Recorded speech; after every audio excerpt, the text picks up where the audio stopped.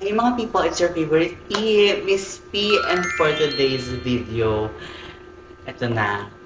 Kasi marami nagre-request niya na, Miss P, gawa ka naman ng 20 facts about you para mas makilala ka namin, ganito, ganyan.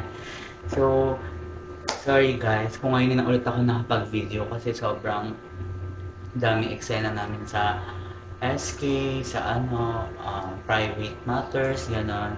So, sorry guys talaga. Pasensya na kung ngayon na lang ulit ako nakapag-video. And babawi tayo guys kasi marami tayong ganap sa mga susunod na araw at I'll keep you posted guys.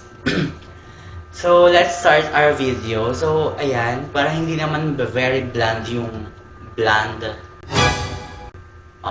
Para hindi medyo bland yung video natin. So, magmumukbang din tayo ng ating street food. And we have here our toge, our lumpiang Shanghai, and meron din tayo ditong kwekwe. Ayan. Laki ng kwekwe sa guys, ang malaki yung toknene. Yun sana yung maganda. But it's okay. So I have here 20 question. Nagtanong ako kasi ko alam kung anong mga pwedeng tanong sa 20 facts about me. Ayan. So, number 1, what's my full name? My full name is John Pearl Dasar Animo. So, kung akala nyo guys, lang yung Pearl ko or yung sa Miss Pink, si Pearl talaga siya. John Pearl po talaga yung pangalan ko kasi si Papa is Jonathan and si Mama is Pearly. Pero supposedly John Paul dapat po yun. Christian po kasi kami sabi ni Papa. Ano yan? Bakit John Paul? Ano po, John Paul. Parang ganun daw po yung ano niya. So, ang gusto niya po is combination na lang ng Jonathan tsaka Pearl. Kaya, John Pearl. Ayan. Baka sabihin niya, kasi na, ay, bakit Pearl siya? Ganyan. Mukha naman tao. Sige na. So, next is, I am 23 years old, turning 24 this September 26 po. So, ayan, marami tayong ganap and marami tayong plan since mag-birthday din nun si Mother E. So, ang birthday niya po is September 21, so ako naman September 26, which is birthday ni Mother is Monday, sa akin naman po is Saturday. So, we are planning na parang 22 hours, parang staycation, parang gano'n, ng mga bayot. And, i-vlog din natin yan guys, kaya keep watching our video. So here, I'm from Trece Martires ngayon po, pero originally from Las Piñas po talaga kami sa Admiral Talontres, Las Piñas City.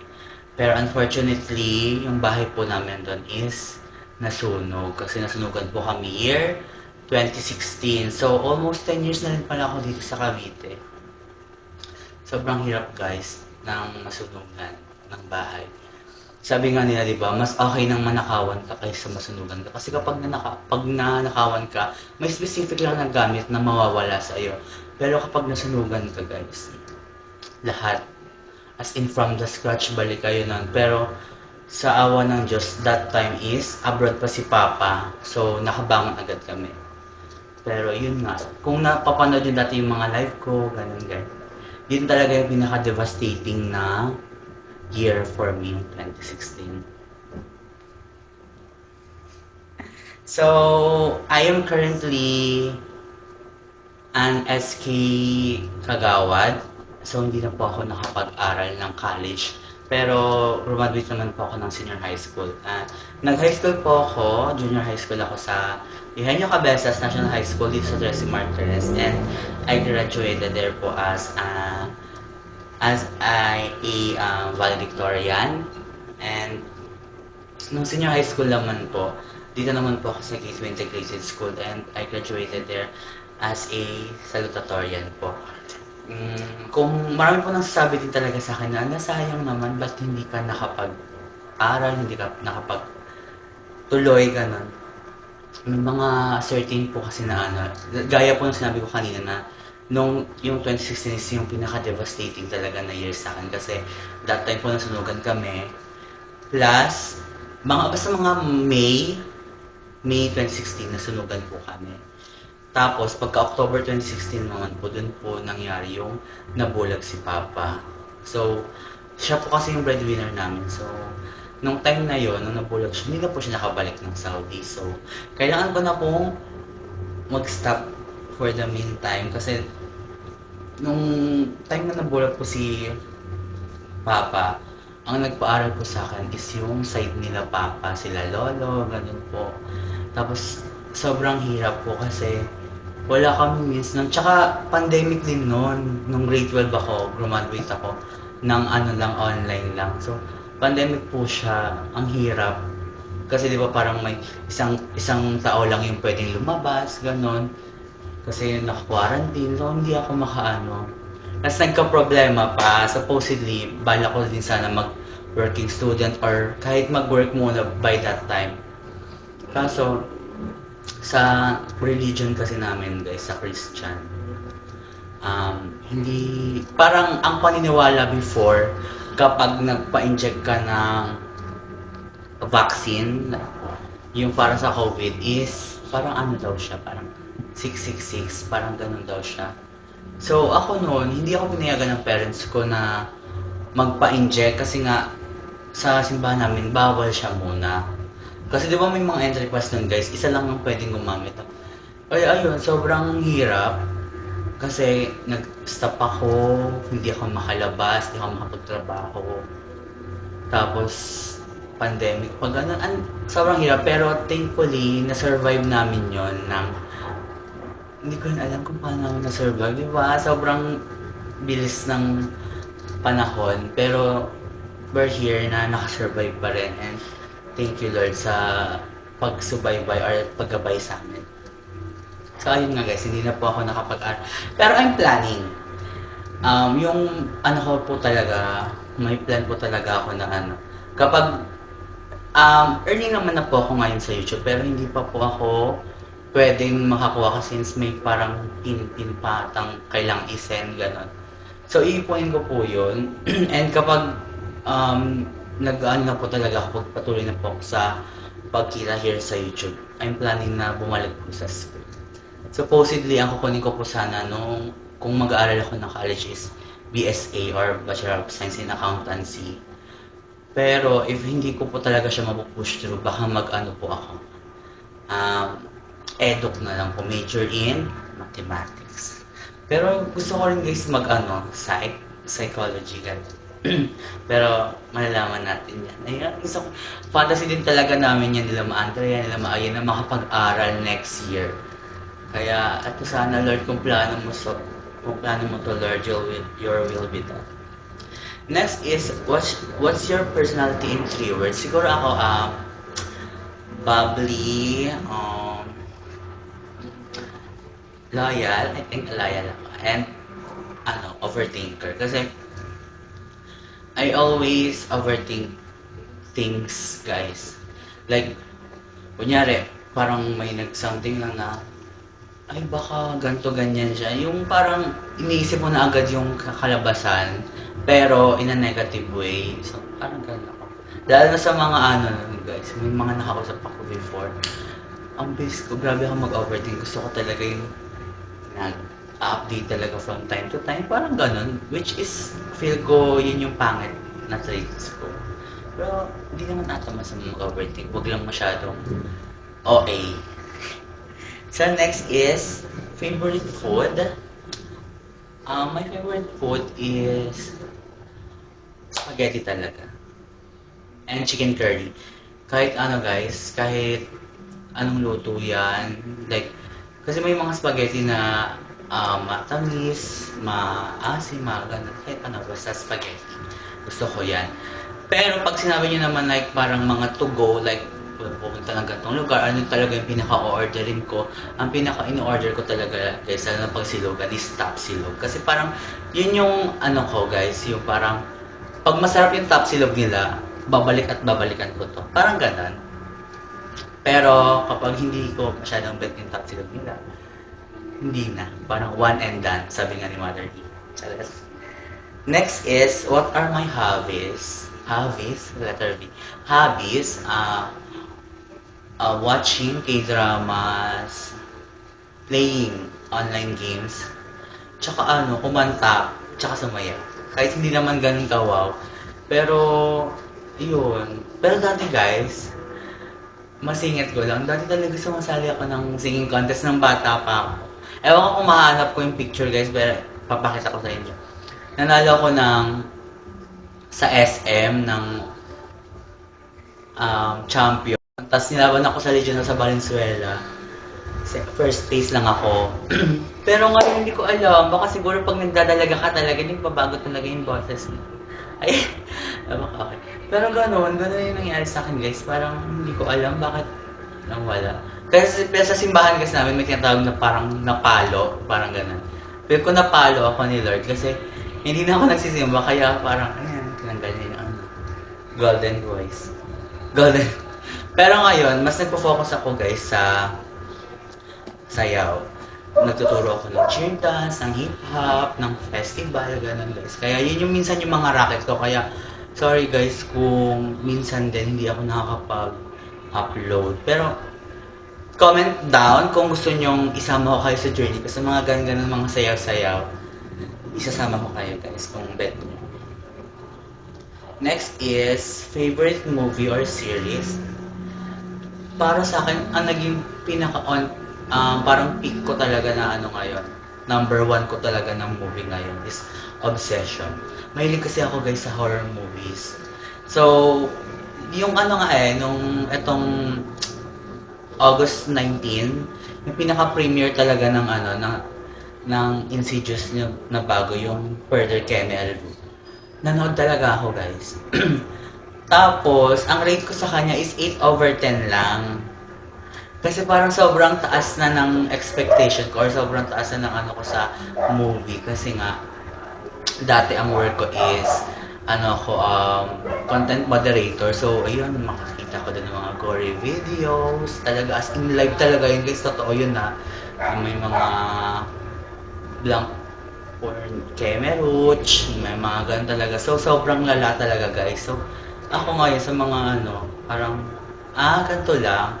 Pero nung sa Obsession, guys, sobrang ganda. Kasi, unpredictable ng movie na yun. Like, yung mga jumpscare, hindi mo siya asahan. Unlike sa mga horror na parang, titingin dito yung camera, tapos titingin dito yung camera. Tapos pag ganun, lalabas na agad.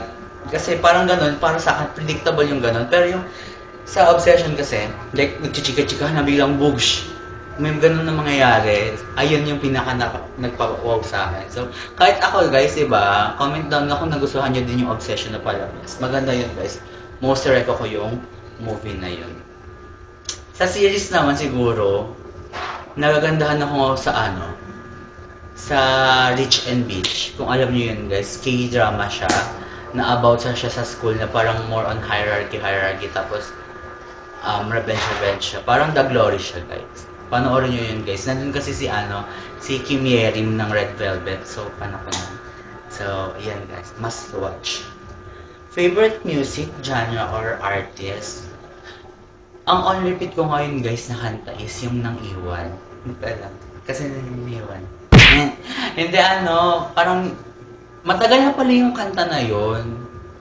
Pero ngayon ko lang siya napakinggan. So, yun yung favorite music ko as of now. Favorite artist ko naman, bukod sa K-pop. Kasi pag K-pop kasi, more on girl group talaga ako guys. Baby Monster, aespa, ganyan.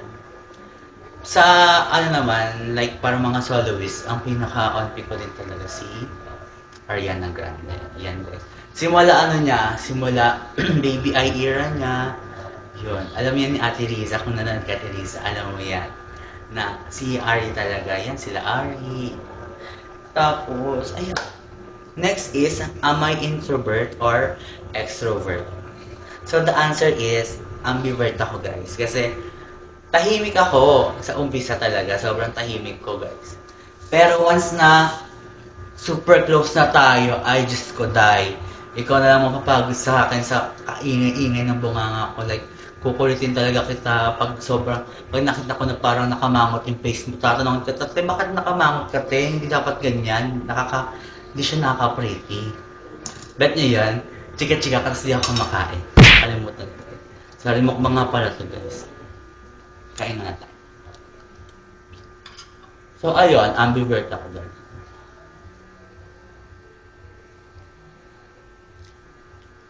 Next is, biggest fear talaga. For me talaga is yung losing someone you love talaga, lalo na sa family.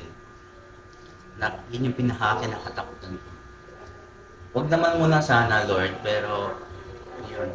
Ano naman, di ba, death is inevitable, pero huwag muna nga yun sana, Lord, kasi feel ko hindi ko pa talaga na-fulfill yung dream ko para sa kanila. Kasi gusto ko talaga meron kaming dream house, gano'n. Yung hindi na kami problema sa pera, yung swipe na lang kami, grocery na lang kami, nang hindi pinaproblema. Yun talaga yung dream ko sa kanila. So, kaya habang bata pa tayo, mahalin natin yung parents natin, guys, or yung mga guardians natin, yung mga loved ones natin. Next question would be, what's your love language? Sa akin talaga, words of affirmation.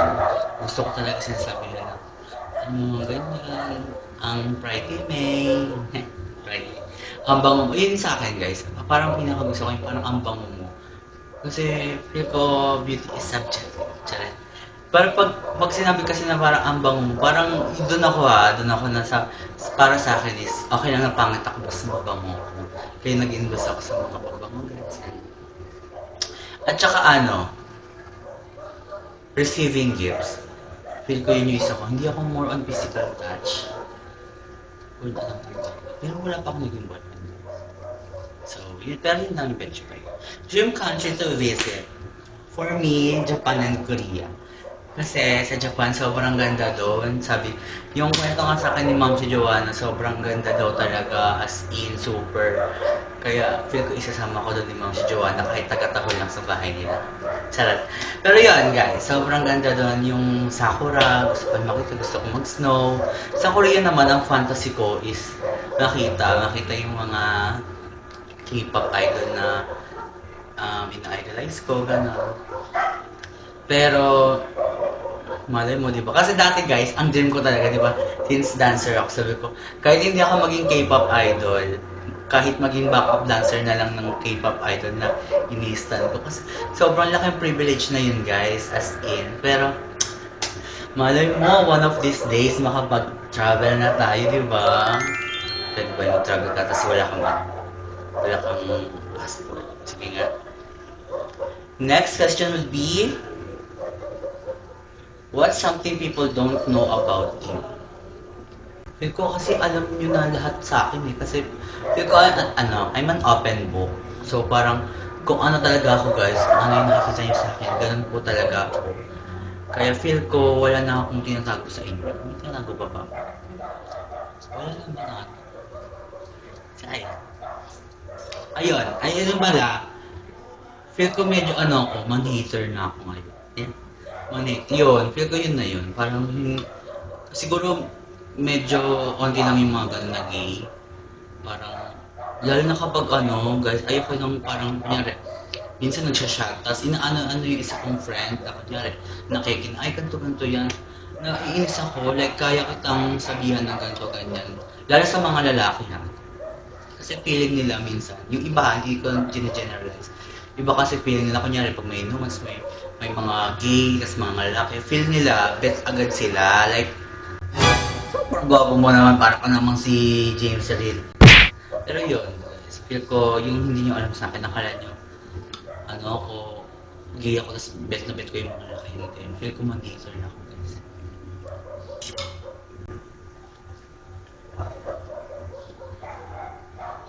Am I single or taken? Single, guys. NBSB. No boyfriend since birth. Kasi, sabi kasi ni Mami, bawal daw muna ka Hindi, di ka na tagaligawin, te. At saka guys, may mga kumakausap naman ako, guys. Pero, not in a parang serious way or serious matter muna. Kasi parang, hindi pa siya talaga yung nasa bucket list, parang nasa vocabulary ko na kailangan mag-boyfriend ako ngayon, ganyan. Wala siya sa isip ko. Ang gusto ko talaga is mag-grind muna sa natin, sa career, ganyan. Yun nga sabi ko nga, okay lang sa akin hindi ako magkaroon ng boyfriend, ganun, or partner in life. Basta maging young rich tita ako. Lalo na kapag kunyari nagkaroon na ng anak yung kapatid ko. Pero hindi pa naman, bata pa naman siya. Huwag naman sana natin yun lahat. Hindi ko magaganyan-ganyan agad kabata-bata mo pa. Pero yun guys. And I'm not talking to anyone. Ayoko din. Kasi sobrang ano ko guys. Like parang pag kinausap mo ako ng isang araw, hanapin na kita kapag hindi ka nag-reply. So parang may attachment issue ako guys. Kaya yung self ko, ina-isolate ko pag kunyari parang nabibigyan. Kasi ayoko na guys ng parang sobrang bait sa akin. Binibigyan ako ng time and effort. Parang ganun, sobrang bait. Ayoko na ganun kasi parang mabilis makuha yung loob ko kapag gano'n. Parang ako, like kunyari kakausapin mo talaga ako, hanapin ko tabi. Kaya, hindi muna. Pangit din ganun. Yun yung isa sa i-work ko guys. Yung attachment issue. What's your talent or hidden skills? Siguro yung hidden talent ko, alam niyo naman yan guys. Kasi diba, napapanood niyo sa vlog ni Madam, napanood niyo sa vlog ni Ma Andrea. Kaya kong makatulog guys kahit saan, kahit kailan, kahit anong position pa yan, kahit siguro ang hindi ko lang kaya yung nakatayo tulog. Pero yung mapapapikit ako na ng tulog, kaya ko. Kahit nakaganyan yung ulo ko guys, masandal lang ako saglit, tulog na ako niyan guys, sobrang babaw. Tsaka sobrang babaw ng tulog ko, like, mabilis ako makatulog, mabilis din ako magising. Like, kunyari, ganyan na ako, tulog ako. Tapos biglang may kakatok, magigising agad ako niyan guys. Para akong manok, ganon. Yun yung feel ko, hidden talent ko siya. Kasi sabi nila, Marimel, na wala nakakaingit ka naman, Miss B, ang bilis mo makatulog. Pero ang bilis mo din magising. So, feel ko, talent ko siya.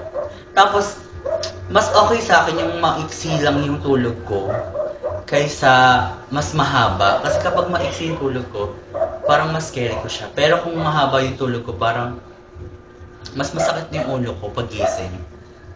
So, feel ko ang enough sleep sa akin should be 4 to 5 hours lang talaga. Next, what makes you happy? So for now, ang nakakapagpa-happy talaga sa akin is yung nakakapag-provide ako sa family ko kahit hindi pa ganun kawa.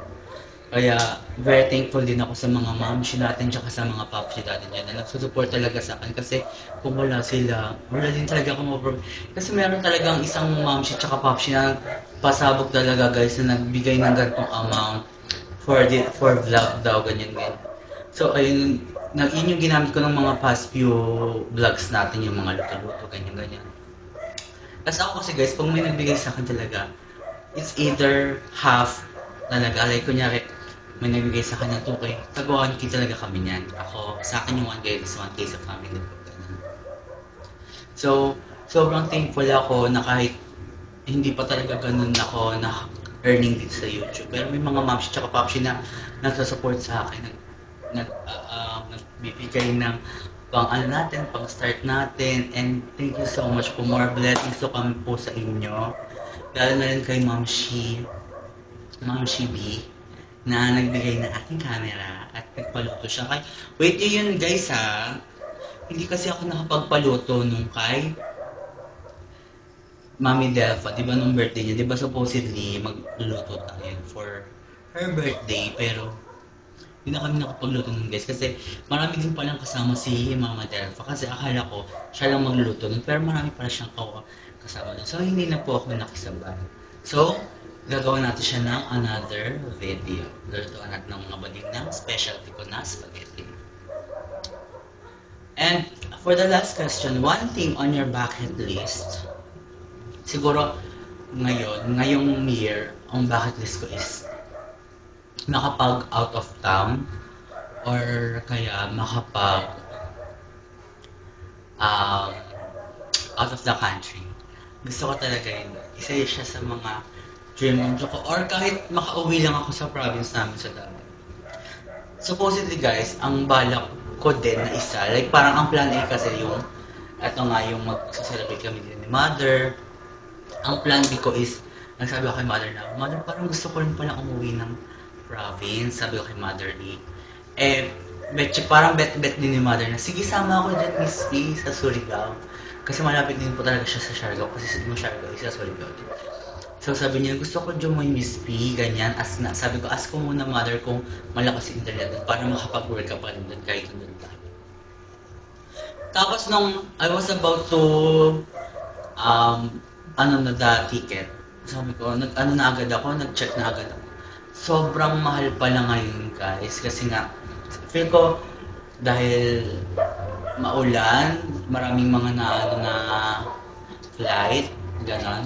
Pero pagka-check ko, ang round trip from Manila to Davao is mga nasa 4 to 5,000. So parang sinabi ko muna sa parents ko na, ay baka hindi muna ngayon, kasi hindi pa carry ng budget natin. Kasi ipapamasahe ko, bibigay ko na lang sa kanila, like, parang mas okay yung ganon, kaysa i-ano ko doon, pupunta ko doon, wala akong dalang money kasi hindi din naman sapat yung sinasahod namin sa SK. Kaya, yun. Gusto ko talagang makauwi din. Pero kung hindi man tayo ngayon papalaring ngayong birthday natin, kahit siguro sa December, ganon, or one of these days talaga, manifest natin na makauwi tayo dun sa parents natin. Kasi parang ang last na uwi ko pa sa province namin sa Surigao is 2010, nung namatay pa yung lola ko. Kung familiar kayo sa Enchanted River, sobrang ganda dun guys. Search yung Enchanted River sa Google. Ang ganda nun, walking distance lang kami. So yung mga nakatira malapit sa Enchanted River, libre lang kami dun mag-swimming. Pero pag tourist ata kayo, parang 100 na ata ba? Dati 10 piso lang yun guys. Ang bata ako, umuwi kami dun, 10 pesos lang. Pero ngayon kasi sobrang ganda guys, na-renovate na, ganyan. So, yung isa din yung sa bucket list ko makapunta ulit sa Enchanted River. Sobrang ganda nun guys, kung gusto nyong pumunta sa mga parang hindi pa ganun ka na-adventure na lugar, yun, parang hidden gem yun ng Surigao guys.